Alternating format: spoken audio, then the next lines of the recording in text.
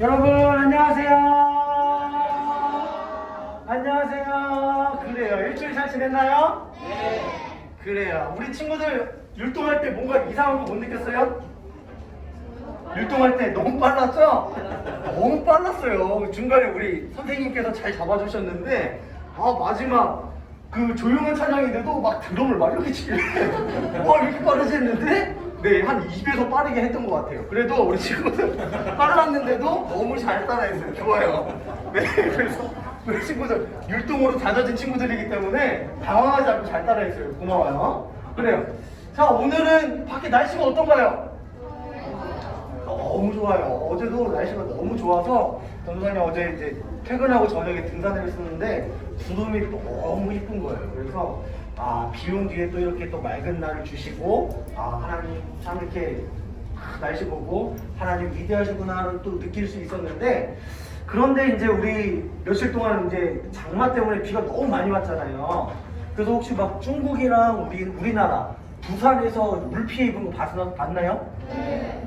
정말 우리나라에서도 그 지하차도에 이렇게 차가 물에 갇혀가지고 3명이 죽고 막 아무튼 그랬어요. 중국에서는 뭐 말도 못하게 사람들이 많이 죽었는데요. 그래서 우리가 그런 거를 볼 때마다 우리가 막 이렇게 맑은 날씨 보고 또 하나님 감사합니다도 하지만 또 그렇게 또 피해를 입은 또 우리 사람들 보면 내일은 아니지만 내일처럼 여기면서 참 그 사람들을 위해서 같이 애통하고 슬퍼하고 기도해 줄 수 있는 우리 친구들이 됐으면 좋겠어요. 그들도 누군가의 친구이고 누군가의 엄마이고 누군가의 아들이기 때문에 나의 일처럼 여기고 같이 기도하고 슬퍼하고 그들의 가족을 위로해달라고 기도하는 친구들이 되기를 바라요. 오늘은 지난주에 이어서 느헤미야에 관련된 설교예요. 지난주 어떤 말씀을 들었죠? 느헤미야가 자신의 형제인 하나니로부터 소식을 듣고 어떻게 했어요? 막 잔치를 베풀었나요? 어떻게 했어요? 금식 기도했어요. 너무 슬퍼하고 애통해하고 아무것도 먹지 않고 정말 하나님한테 기도했어요. 그 다음에 느헤미야가 어떻게 했는지에 대해서 말씀을 드릴 건데요. 먼저 설교 전 영상을 보고 하나님의 말씀을 들어보도록 할게요. 자.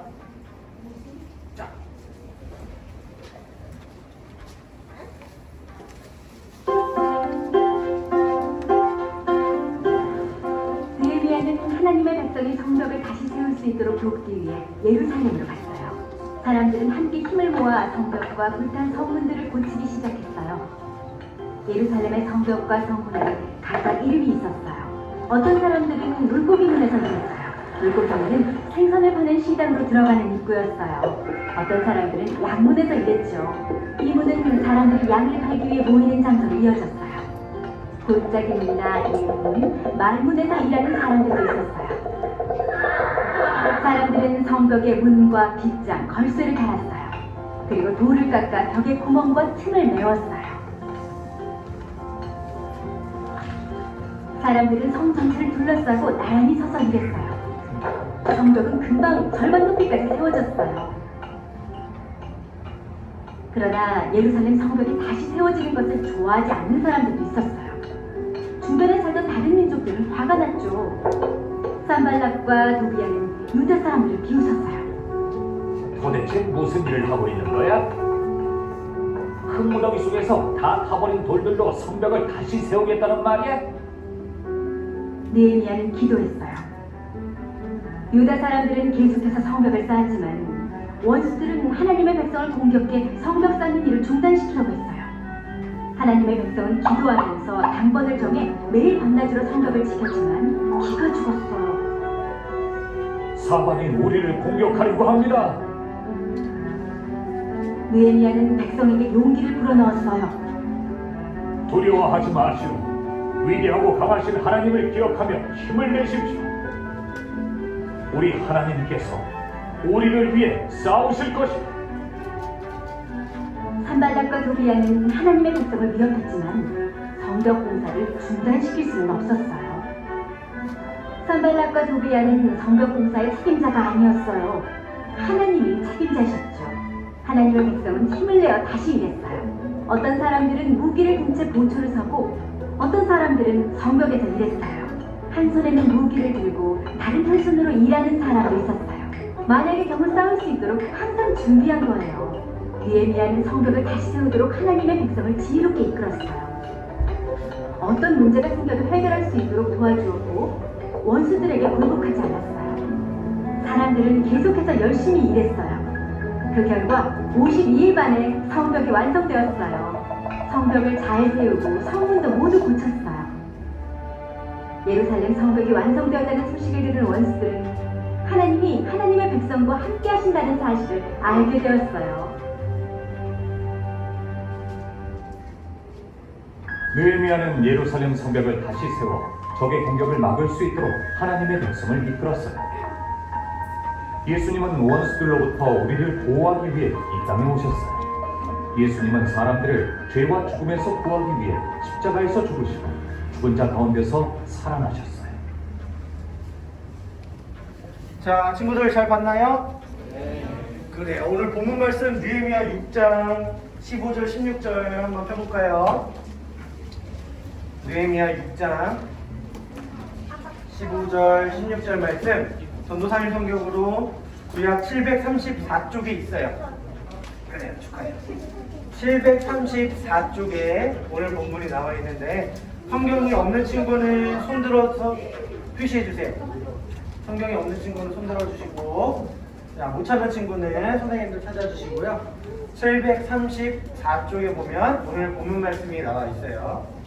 느헤미야 6장 15절 16절 두 개의 절이에요. 그러네요. 자, 우리 찾으면서 한번 들어볼까요? 영상 마지막에 누구를 언급했죠? 누가 나왔죠? 영상 마지막에 예수님이 나왔어요. 그래서 성경 66권 전체는 주인공이 누구다? 예수님이다. 그래서 영상에서도 예수님께서 우리를, 자, 느헤미야가 성벽을 쳐서 예루살렘 사람들을 보호한 것처럼 예수님이 이 땅에 오셔서 우리를 보호해 주시기 위해서 왔다. 결국 이 느헤미야 성벽을 통해서도 예수님을 볼 수 있다라는 거예요. 자, 본문 말씀 다 찾았나요? 그래요. 본문 말씀을 전도사님이랑 천천히 읽어볼게요. 시작. 성벽 역사가 52일 만인 엘룰월 25일에 끝나매 우리의 모든 대적과 주위에 있는 이방 족속들이 이를 듣고 다 두려워하여 크게 낙담하였으니 그들이 우리 하나님께서 이 역사를 이루신 것을 알미니라. 아멘. 앞에 한번 보세요. 자, 지난주 한번 복습해 볼까요? 느헤미야는, 자, 어디에서 태어났나요? 페르시아. 그러면 느헤미야의 엄마 아빠는 고향이 어딘가요? 맞아요. 좋아요. 잘 들었어요. 그러면 느헤미야의 직업은 뭐였을까요? 관원장. 왕을 자주 볼 수 있는 높은 직업을 갖고 있다고 했어요. 그렇다면은 느헤미야가 성벽을 며칠 만에 지었죠? 그래요. 52일 만에 지었어요. 그런데 우리가 52일 만에 지었다라고 그냥 넘어갈 수도 있는데요. 이거는 정말 신기하고 놀라운 일이에요. 그냥 우리 집 앞에 있는 그냥 쬐끄만한 돌무덤을 쌓은 게 아니고요. 예루살렘 도시 전체를 감싸는 성벽을 쌓았는데, 성벽을 다 높이 세웠는데 그게 52일 만에 쌓았다는 거예요. 그것도 주변에 나쁜 사람들의 어떤 그런 나쁜 짓과 이런 것을 경계하면서 그 지키면서까지 52일 만에 전체 예루살렘 성벽을 지었다라는 게, 이게 그냥 넘어갈 일이 아니라 신기하고 놀라울 일이에요. 그래서 이 사실을 통해서 물론 느헤미야가 지도자로서 성벽을 세우긴 했지만 하나님이 하셨구나라는 것을 우리가 알 수 있어야 된다는 거예요.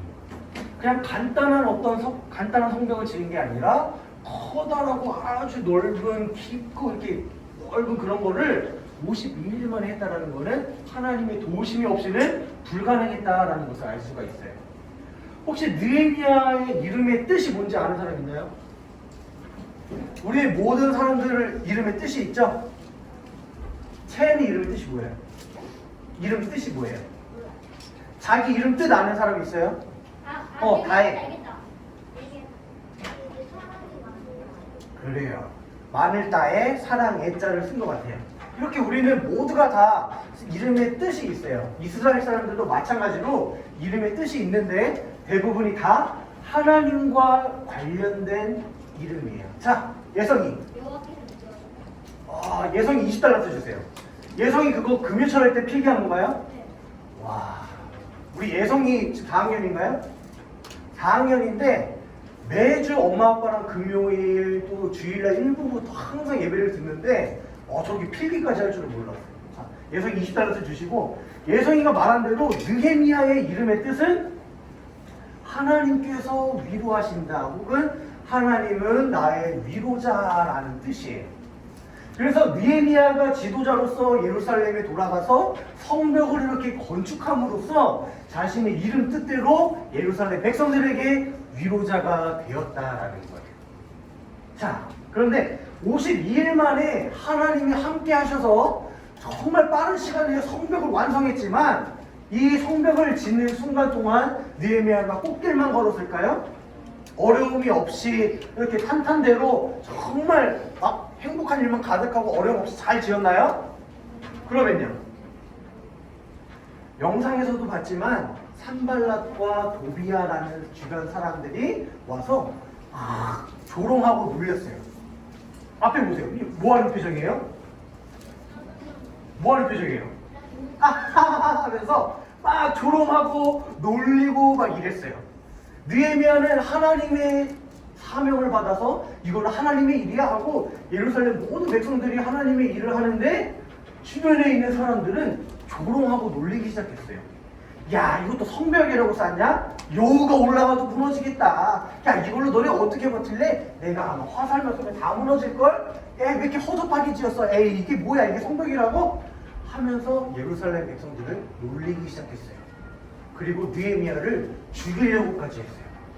이렇게 막 주변 사람들이 예루살렘 사람들을 조롱하고 손가락질하고 죽이려고 하고 놀리고 하니까 예루살렘 사람들도 스트레스 받고 그거에 두렵고 떨리고 막 무서워하기 시작했어요.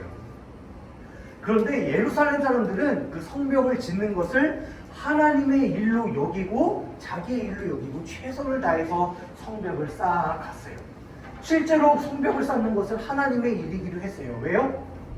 그때 당시에 예루살렘, 이스라엘은 하나님이 선택하신 땅이었기 때문에 이전에 포로 생활, 포로 1차 돌아갔을 때 수르바벨, 또 에스라를 통해서 이미 성전은 다시 완성이 됐어요. 성전이 완성이 되어 있는데 그 성전을 지키는 울타리, 성벽과 성문은 무너져 있었기 때문에 하나님께서 선택하신 땅에 그 하나님이 거하시는 성전을 지키기 위해서는 반드시 성벽 보호막이 있어야겠죠. 그래서 이거는 하나님의 일이기 때문에 예루살렘의 모든 사람들은 하나님의 일로 여기고 열심히 성벽을 지켜나갔다. 그런데 어떻게 됐다고요? 주변 사람들이 놀리고 조롱하고 핍박하고 고난이 따랐다라는 거예요. 이렇게 우리는 하나님의 일을 하고 하나님의 말씀대로 살아가면 좋은 일만 있을 것 같지만 그렇지 않아요. 하나님의 일을 할수록 우리에게는 핍박이 따르고 고난이 따르고 슬픈 일이 닥쳐온다라는 거예요. 자, 이거는 실제로 이제 중국 교회에 있는 이런 뉴스 실제 기사인데 전도사님이 한 예전에 몇 달 전에 중국이나 뭐 인도네시아 막 이런 이슬람권에서 예수 믿으면 어떻게 핍박받는다 사진 보여줬던 거 기억나나요 혹시? 기억 안 나요? 자, 실제로 중국에서는요 지금도 뭐 예수님을 믿는다라고 하면 외국 사람이 예수 믿으세요 한마디 하면 중국에서 쫓겨나요. 추방당해요. 다시는 중국에 못 들어오게 막아버리고요. 중국에서 교회 다닌다고 해서 실제 있는 교회를 다이너마이트 폭탄으로 뺑 터뜨렸어요. 교회를. 옛날 2000년 전 성경 속 이야기가 아니라 실제로 오늘날 중국에서 일어나고 있는 거예요. 근데 이건 아무것도 아니고 인도네시아 무슨 이런 이슬람권, 이슬람교 사람들은요 예수님을 믿는다고 하면 길거리에서 사람들이 이렇게 있는데 몽둥이로 때리고 살아있는 사람에 불을 붙여요. 그렇게 사람을 죽인다는 거예요. 실제로 예수님을 믿는다는 이유로 어느 나라에서는 이렇게 산채로 매 맞아서 죽고 불에 타서 죽고 교회가 폭발을 당하고 이러는데 우리나라는 어때요? 예수님 믿는다고 하면 감옥 가나요? 사람들한테 매를 맞나요? 불에 타서 죽나요? 아니에요. 우리나라는 너무 편하게 신앙생활하고 있어요. 내가 아침에 일어났는데 좀 피곤하네? 피곤하니까 하나님도 이해할 거야. 다음 주에 가지 뭐. 내가 원하는 대로 편하게 신앙생활을 하고 있어요. 우리 친구들은 이걸 너무나 감사하게 생각을 해야 돼요. 오늘날 다른 나라에서는 예수 믿는다는 사실로 죽음을 당하고 예수님 당시에도 그랬었고요. 정말 많은 핍박과 고난이 있는데 우리는 너무나도 편하게 신앙생활을 하고 있다. 그런데 조금은 다른 모양이지만 다른 모습으로 우리는 시간이 흐를수록 우리나라에서도 핍박을 받아요. 예수 믿는다, 교회 다닌다는 이유만으로 놀림을 당해요. 야, 하나님이 어딨어? 네가 예수 믿는다고? 근데 네가 왜 그렇게 살아? 네 행동이 왜 그래? 우리 주변 예수 믿지 않는 주변 사람들이 우리를 조롱하고 핍박하고 그렇게 고난이 닥쳐올 거예요. 왜 그럴까요? 왜 예수님을 믿는다고 하면 그게 진리의 말씀이고 그게 맞는 말씀이고 그렇게 살아야만 하는데 그게 맞는데 왜 그렇게 세상 사람들은 우리를 핍박하고 조롱하고 그럴까요? 세상의 사고방식과 천국의 사고방식이 다르기 때문에 그래요. 조금 더 정확하게 이렇게 살펴보면 뭐 하는 거예요? 내가 이 말을 하면 사람들의 반응이 어떨까? 뭐 하는 거예요? 사람들의 눈치를 보는 거예요. 내가 예수님을 믿는다고 말하면 저 친구는 나를 놀리겠지? 내가 교회를 다닌다고 하면 사람들이 나를 이상한 사람으로 보겠지? 이러면서 내가 무슨 일을 하거나 말을 하거나 행동을 할 때마다 사람을 의식하는 거예요. 그런데 천국의 사고방식은 뭐예요? 하나님 앞에서. 전도사님이 다니는 신학교의 모습이고 신학교의 교훈인데요. 우리 예수님 믿는 사람들은 사람들 앞에 서는 게 아니라 사람들 눈치 보는 게 아니라 하나님 앞에서 신전의식이라고 해요. 하나님 앞에서 내가 이 행동을 했을 때 하나님이 어떻게 생각하실까? 내가 이렇게 말을 해도 이렇게 행동을 해도 하나님 앞에 부끄러움 없이 떳떳할 수 있나? 라고 생각하며 살아가야 된다는 거예요. 좀 더 구체적으로 말하면 이거 어떤 그림 같아요? 뭔가 1등 한 것 같아요. 그런데 밑에 뭘 밟고 있죠? 사람들을 밟고 있어요.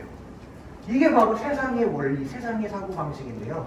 세상에서 성공하고 잘 나가기 위해서는 1등하기 위해서는 반드시 누군가를 짓밟고 올라가야만 해요. 1등이라는 건 뭘 의미해요? 내 뒤에 2등이 있고 3등이 있고 꼴등이 있다는 것을 의미해요. 세상에서 이렇게 1등하고 살아나기 위해서는 반드시 경쟁을 통해서 사람들을 밟고 제치고 올라가야만 내가 성공할 수 있어요. 세상에서.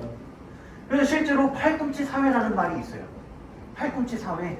내가 1등하기 위해서, 내가 성공하기 위해서 달리면서 옆에 있는 친구들 팔꿈치를 치고 지나가는 거예요. 나만 살기 위해서. 옆에 있는 친구와 같이 가고 손잡고 같이 가는 게 아니라 내가 살기 위해서는 팔꿈치로 동료들을 치고 올라가야만 해요. 그런데 천국의 사고방식은 뭘까요? Ladies first. 뭐예요? 양보하고 배려하고 섬기고 먼저 가세요. 나는 피해를 봐도 상대방이 먼저 세워주고 지켜주는 게 천국의 사고방식, 천국의 백성들이 살아가야만 하는 삶의 원리라는 거예요.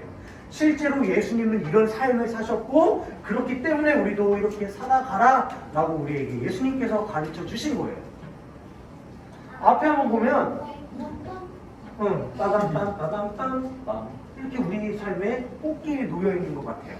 예수님을 믿으면 교회를 다니면 우리가 출세하고 복받고 번영하고 막 이렇게 꽃길만 펼쳐질 것만 같아요. 그런데 어떻게 되나요? 우리가 진짜 예수님을 제대로 믿으면 꽃길이 가시밭길로 돼요.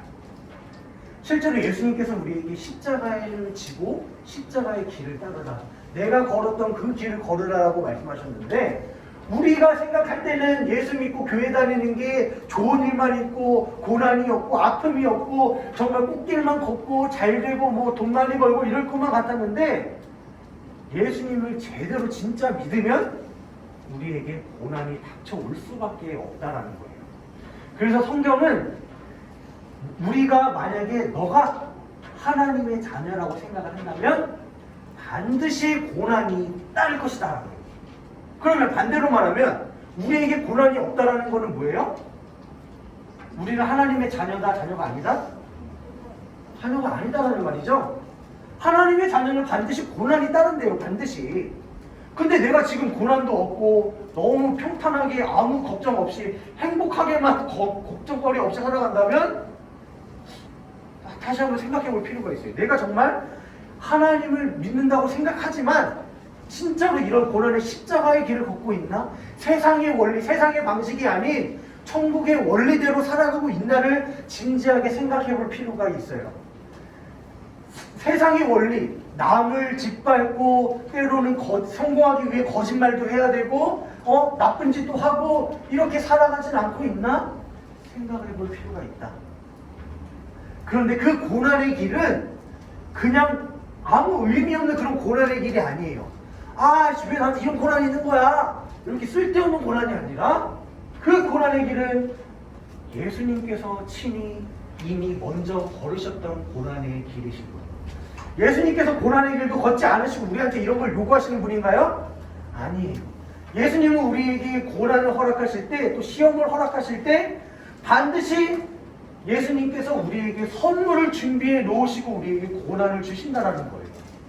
정말 당장 죽을 것 같고 소망이 없을 것 같지만 예수님께서는 십자가에 죽으셨고 부활하심으로 새로운 생명을 이미 우리에게 준비해 놓으셨다는 거예요. 마찬가지로 예수님께서도 이 어렵고 힘든 길이었지만 핍박당하고 침뱉음 당하시고 조롱당하고 십자가에 죽기까지 고통당하셨지만 결국에는 부활하심으로 그 사망의 권세를 깨뜨리시고 승리하심으로써 우리도 그 고난의 길을 잘 견뎌내라, 믿음으로 견뎌내면 하나님의 때에 반드시 우리에게 부활의 생명을 주시고 우리에게 그 고난으로부터 구원해 주신다는 거예요.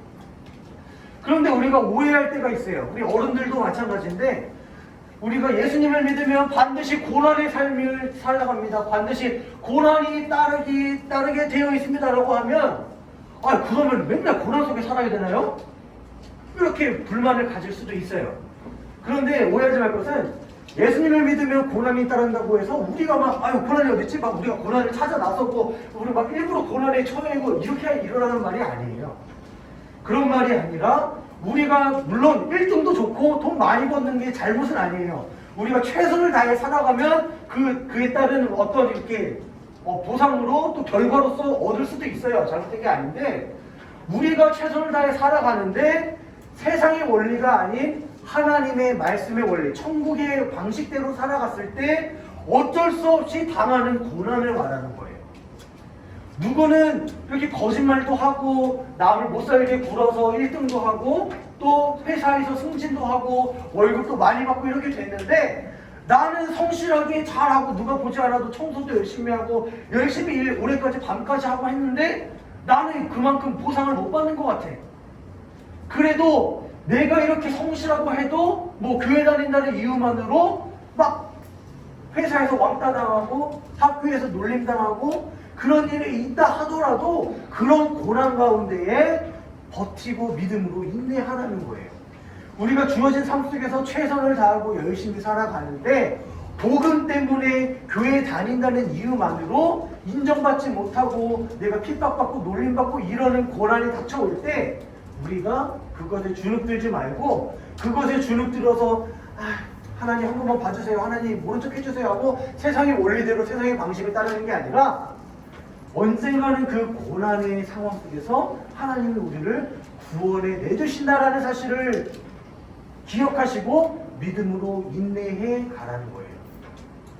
그래서 그 고난 가운데에 당장은 답이 없고 힘든 것 같아도 반드시 하나님의 때에 하나님이 나타나셔서 우리를 고난의 그 구렁텅이에서 구원해 주시고 구출해 주신다라는 사실을 기억하시고 내가 진짜 억울하고 누구한테도 말 못할 만큼 답답하고 슬프고 내 주위에 아무도 없는 그렇게 힘든 상황이 닥쳐와도 반드시 하나님의 원리를 저버리지 말고 예수님이 사셨던 삶, 세상의 방식이 아닌 내가 손해보고 내가 뒤처지고 내가 정말 이렇게 볼품없이 이렇게 취급을 받더라도 남들을 세워주고 남들을 섬기고 양보하고 예수님이 사셨던 그 삶대로 살아가는 친구들이 되기를 바래요. 그래서 느헤미야가 성벽을 쌓으면서 하나님의 일을 하는데 수많은 어려움과 죽음의 위협이 닥쳐왔어도 결국에 끝까지 기도의 사람 느헤미야 기도했던 것처럼 우리도 세상에서 많은 어려움과 하나님의 말씀대로 살 때 어려움이 닥치더라도 우리가 기도하면서 하나님의 구원을 바라보고 소망하는 친구들이 됐으면 좋겠어요.